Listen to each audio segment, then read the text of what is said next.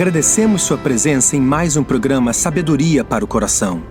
Nosso ministério tem 2 objetivos principais: a pregação do Evangelho para que a salvação alcance mais vidas pela graça de Deus mediante a fé em Cristo, e o ensino das doutrinas bíblicas para a edificação da Igreja de Cristo. Fique conosco e ouça mais este maravilhoso ensino das Escrituras, aqui em nosso programa Sabedoria para o Coração.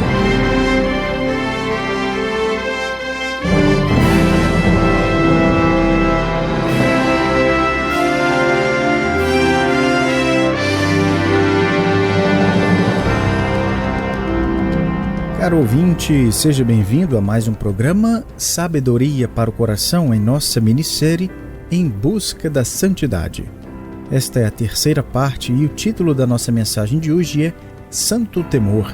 Veremos 1 Pedro 1,17.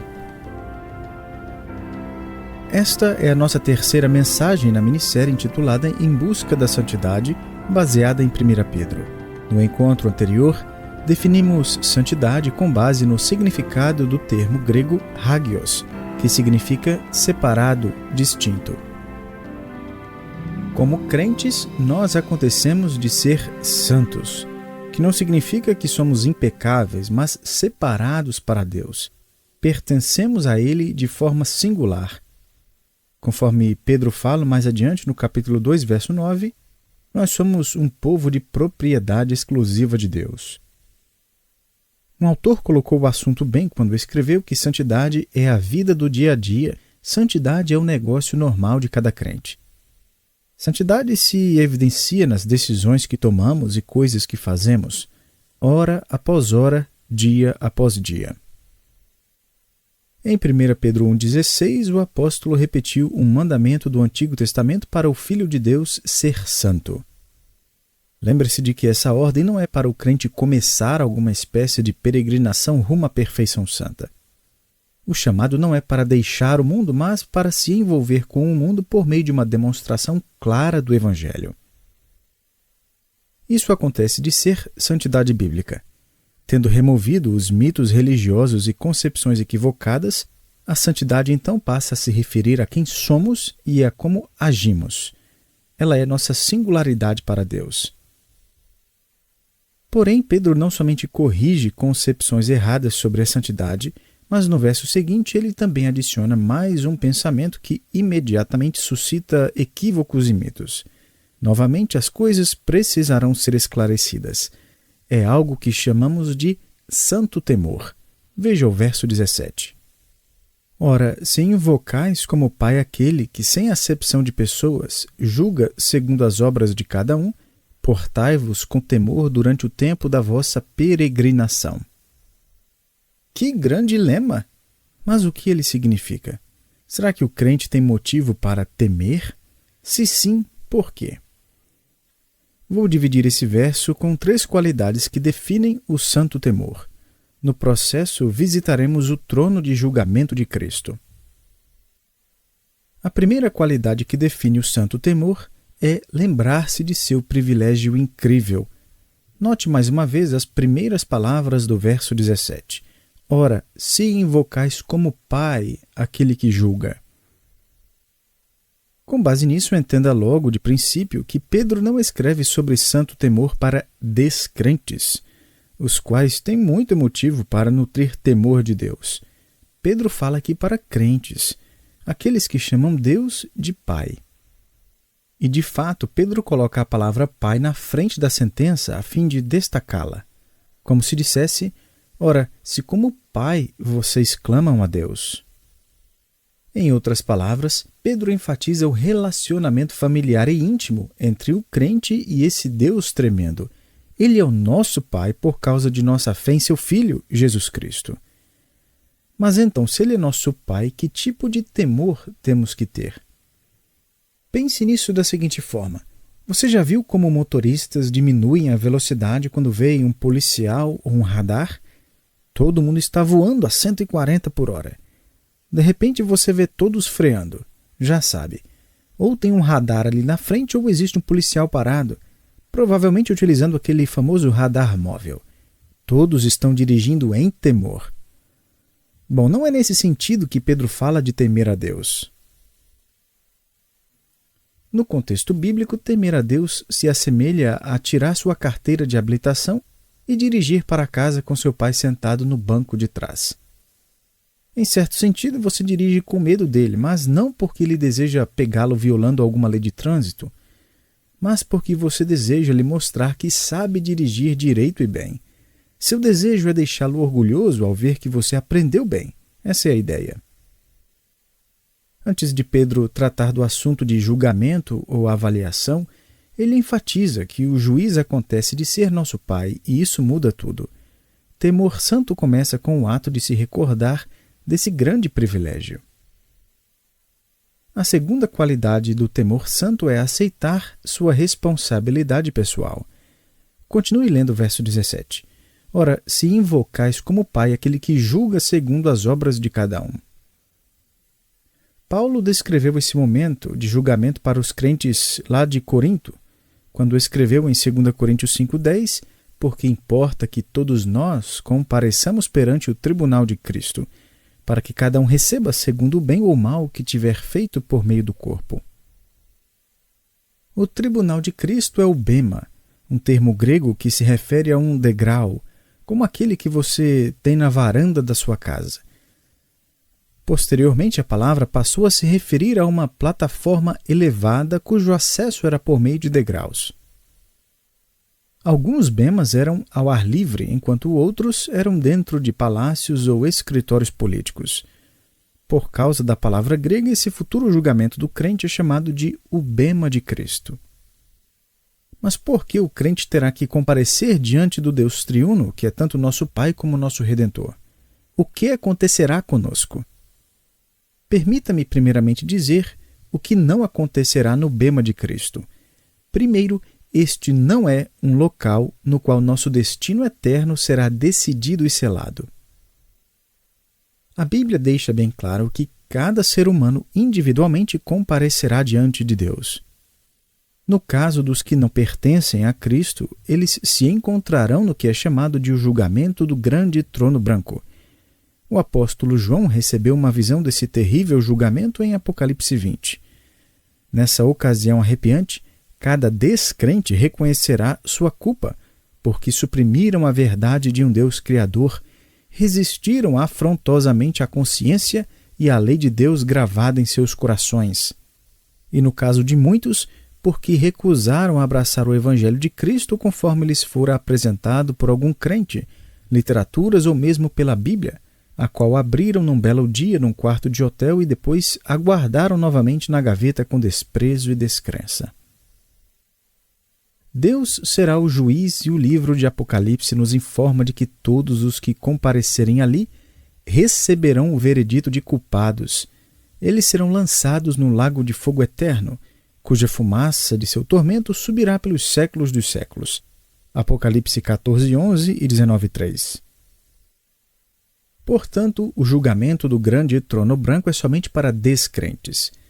Mas existe outro julgamento, o bema de Cristo. Esse será só para crentes. Se você se encontrar lá um dia, será a prova definitiva de sua segurança eterna de salvação.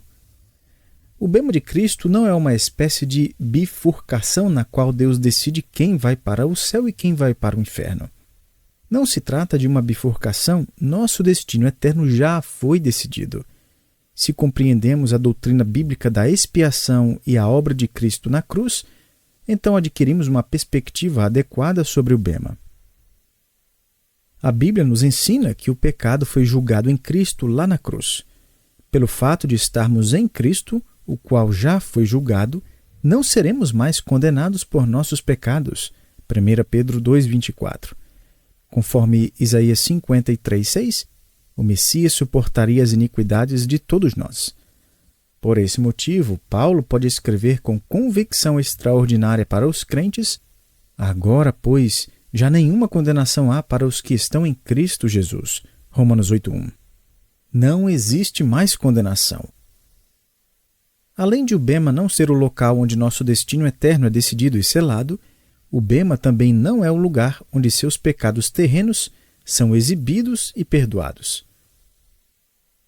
Você se encontrará no bema não para ser perdoado, mas porque já está perdoado. Não existe nenhuma nuvem no céu armazenando seus pecados para Deus mostrá-los num telão enorme. Conforme o autor de Hebreus colocou com confiança, Deus afirma que dos seus pecados jamais me lembrarei. Hebreus 8:12. Deus evidentemente escolhe não contar nossos pecados contra nós. Nosso registro foi completamente apagado porque Ele nos perdoou todos os pecados. Deus escolhe não mais se recordar de nossas iniquidades. Ouça só o que Deus tem a dizer sobre nossa certeza de perdão. E a vós outros que estáveis mortos, pelas vossas transgressões e pela incircuncisão da vossa carne, vos deu vida juntamente com Ele, perdoando todos os nossos delitos, tendo cancelado o escrito de dívida que era contra nós e que constava de ordenanças, o qual nos era prejudicial, removeu-o inteiramente, encravando-o na cruz. Colossenses 2, 13 e 14. Por esse motivo, precisamos pensar melhor sobre a natureza do bema de Cristo. Com base na realidade e certeza do perdão de pecados, Paulo escreveu aos crentes de Corinto sobre esse julgamento e concluiu a discussão afirmando que todos nós findaremos louvando a Deus. 1 Coríntios 4, 5. O crente louvará a Deus no julgamento do bema. Por quê? Porque o bema não é um local onde nosso futuro será decidido ou onde seremos perdoados. Tudo isso já foi feito. Enquanto Deus avaliar nosso serviço feito para Ele, estaremos exuberantes de alegria por seu perdão e graça. Estaremos seguros para sempre. Não somos mais condenados, até mesmo neste momento. Então, se o julgamento sobre o qual Pedro escreve aqui não envolve nosso destino eterno ou perdão de pecados, então por que haverá esse julgamento? De forma simples, trata-se de um encontro individual com o Senhor, nosso supremo pastor e redentor. Ele não julgará nossa posição nele, mas nossas prioridades para ele. Você estará lá porque é sua noiva. Então, que tipo de noiva foi aqui na terra? Você estará lá porque Deus é seu pai. Então, que tipo de filho você tem sido agora? Santo temor envolve aceitar sua responsabilidade pessoal de se portar como filho de Deus ou como noiva de Cristo, o qual aparecerá para buscar sua igreja a qualquer momento. E note que Pedro encoraja os irmãos ao dizer no verso 17 que o julgamento de Cristo será feito sem acepção de pessoas. Provavelmente Pedro destaca o aspecto da imparcialidade porque o sistema jurídico de sua época era corrompido por subornos. Com frequência, os juízes agiam com parcialidade a favor de quem lhes pagasse altas somas de dinheiro. Tenho certeza de que você nunca ouviu falar sobre isso. Os tribunais favoreciam os ricos e indivíduos de contato. Quanto mais elevado o status da pessoa na sociedade, maior a chance de o veredito ser a seu favor. Os crentes da época estavam sendo cada vez mais marginalizados da sociedade, estavam perdendo seus empregos, direitos de trabalhar, de comprar casas, terras, propriedades, bem como o direito de adorar o Senhor Jesus. Pedro, portanto, tranquiliza esses irmãos que eram maltratados nos tribunais e na cultura daquela geração, ao afirmar que Deus é um juiz imparcial. Seu tribunal é justo. Deus não julga conforme as aparências. Deus não fica impressionado com posição social. Ele não tem favoritos. Ele não pode ser comprado pelos ricos e influentes. Seu tribunal é santidade e seus julgamentos são retos e verdadeiros. No decorrer do Novo Testamento, encontramos várias imagens que visam descrever o caráter justo e perfeito do bema de Cristo. Uma dessas imagens é a de uma fornalha de ourives. Em 1 Coríntios 3, do 12 ao 15, Paulo descreve o encontro do crente e seu Senhor da seguinte forma: Se o que alguém edifica sobre o fundamento é ouro, prata, pedras preciosas, madeira, feno, palha, manifesta se tornará a obra de cada um, pois o dia a demonstrará, porque está sendo revelada pelo fogo. E qual seja a obra de cada um, o próprio fogo o provará. Se permanecer a obra de alguém que sobre o fundamento edificou, esse receberá galardão. Se a obra de alguém se queimar, sofrerá ele dano, mas esse mesmo será salvo, todavia como que através do fogo. O fogo aqui mencionado é usado em outras partes das Escrituras como símbolo de divindade. Lemos em Hebreus 12, 29 que nosso Deus é fogo consumidor. Fogo se refere à santidade de Deus. E a propósito, o texto não fala aqui de algum lugar como o purgatório, para o qual vamos a fim de queimar nossa culpa com o passar do tempo.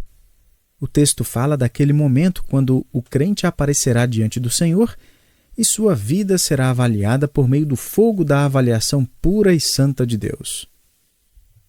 Evidentemente, no caso de alguns, nada lhes restará, nada além de cinzas, nada além da salvação pessoal. O apóstolo João alerta o crente quanto a isso em 2 João 8. Acautelai-vos para não perderdes aquilo que temos realizado com esforço, mas para receberdes completo galardão. Não podemos perder nossa salvação, ela está eternamente segura. Entretanto, podemos perder galardão por completo por causa de desobediência. Portanto, aqui está o encorajamento à luz da avaliação futura.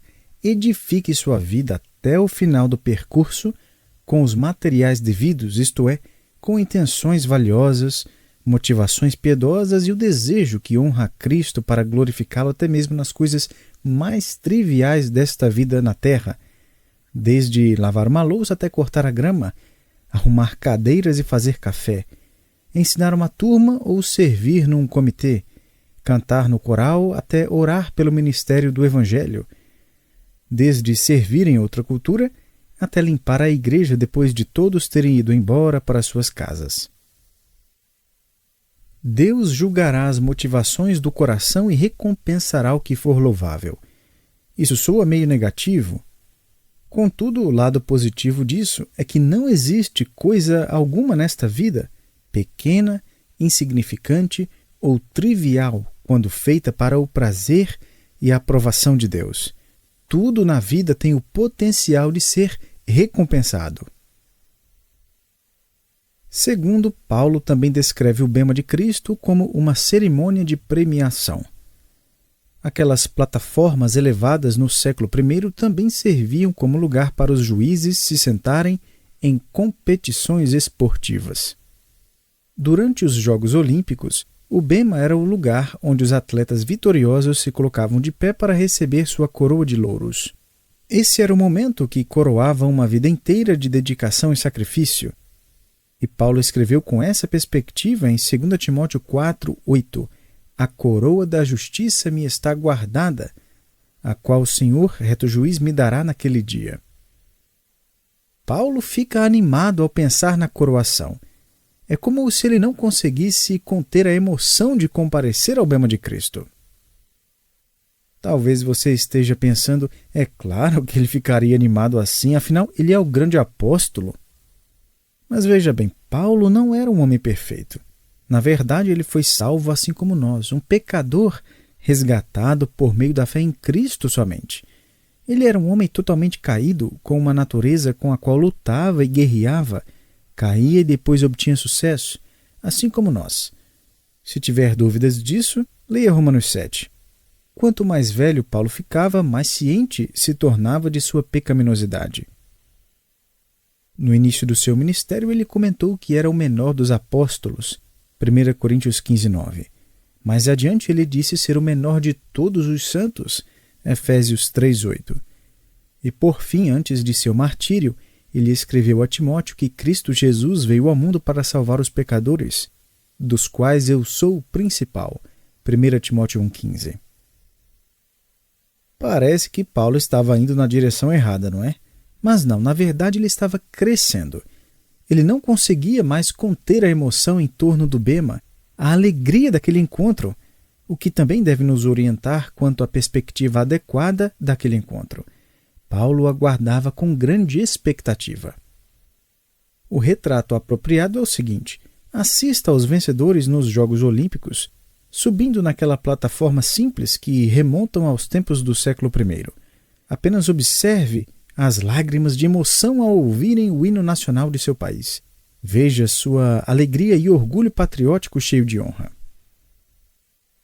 Paulo e todos os demais romanos, sem dúvidas, tinham testemunhado atletas subindo ao bema para receber suas coroas. Paulo diz: eu mesmo subirei lá um dia. A diferença é que será o bema do Senhor dos céus. O bema de Cristo é como uma fornalha de ourives, uma cerimônia de premiação e, por fim, é como uma revisão de desempenho. Paulo escreveu aos Coríntios: porque importa que todos nós compareçamos perante o tribunal de Cristo, para que cada um receba segundo o bem ou o mal que tiver feito por meio do corpo. 2 Coríntios 5,10. No bema, o que é julgado não é pecado, mas serviço. Mais uma vez, a reação comum na mente do crente é: bom, o negócio não vai ser muito bom para mim não, porque nunca fiz algo grandioso. Que fruto eu tenho para ficar tão animado assim com o bema de Cristo? Veja só, não prestaremos contas pela grandeza do nosso serviço, mas se ele agradou a Deus ou não, se foi direcionado por Deus ou não, se foi feito com Deus em mente ou não, se buscou glorificar a Deus ou não. O tópico do nosso encontro com Cristo não será pecado. Não temos que temer isso, o pecado já foi julgado e esquecido. O tópico de nosso encontro com Cristo não será pecado, mas o serviço que prestamos a Deus. Primeiramente, temor santo começa quando nos lembramos de nosso privilégio incrível de sermos julgados pelo nosso próprio Pai. Em seguida, começa quando aceitamos nossa responsabilidade pessoal. Terceiro, temor santo começa quando recusamos agir como crianças mimadas. Veja o verso 17 novamente.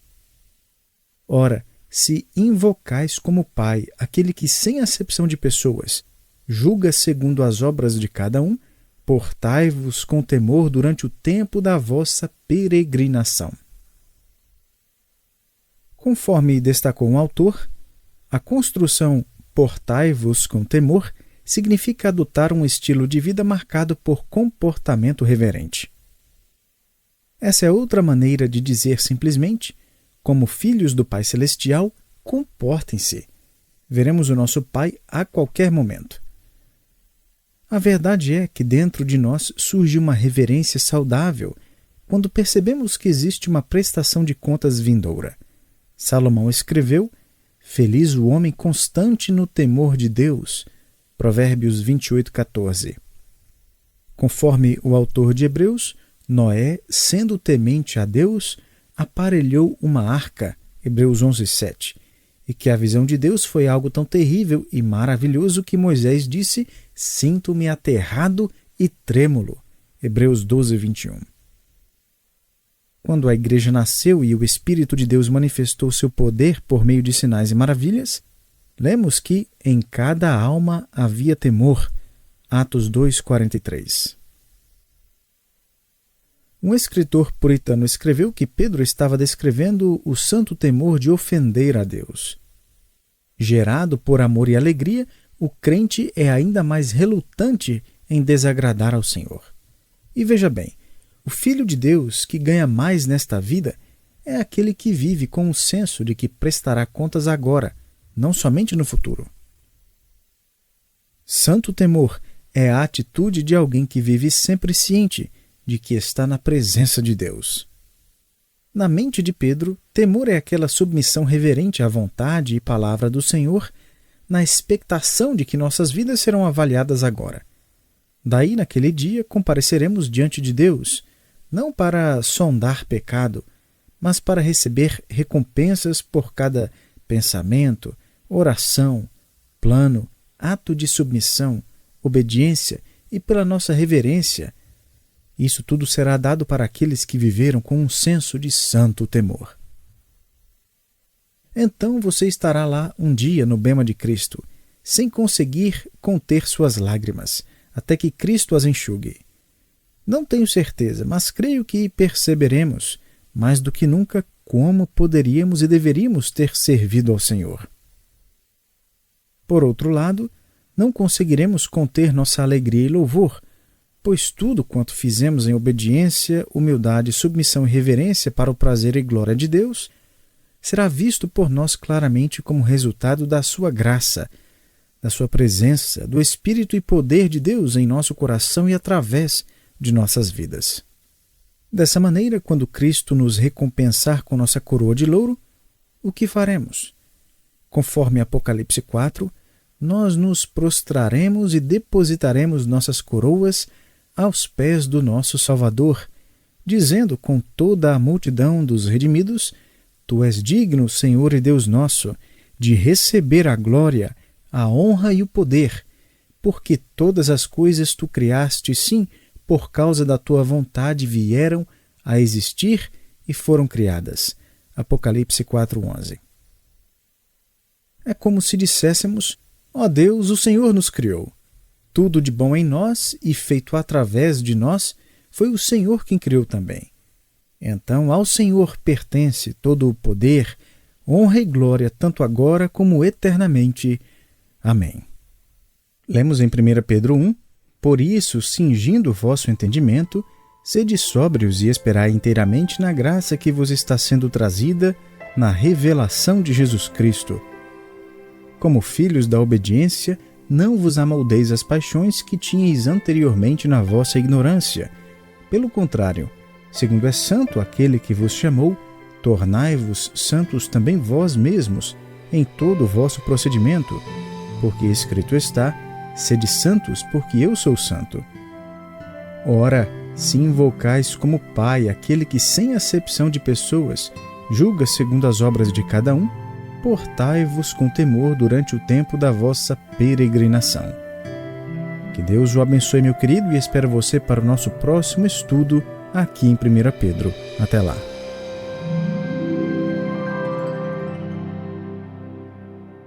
Querido ouvinte, muito obrigado por ter se juntado a nós para mais um programa Sabedoria para o Coração. Esse estudo pertence ao pastor e escritor Dr. Stephen Davey e é traduzido e interpretado para o português por Denis Salgado.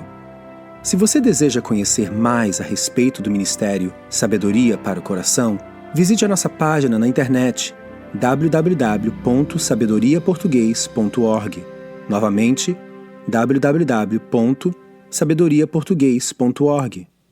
Em nosso website você pode encontrar e baixar os estudos de graça, tanto em texto escrito como em áudio. Além disso, você pode nos ouvir em podcast, em Android, no iTunes e no Spotify. Também o convidamos a seguir nosso canal no YouTube, onde disponibilizamos mensagens, e a curtir nossa página no Facebook. E se você deseja entrar em contato conosco, envie um e-mail para info@sabedoriaportugues.org. Novamente, info@sabedoriaportugues.org. Convidamos você a sintonizar sua rádio para mais estudos bíblicos profundos e o esperamos para o nosso próximo programa Sabedoria para o Coração.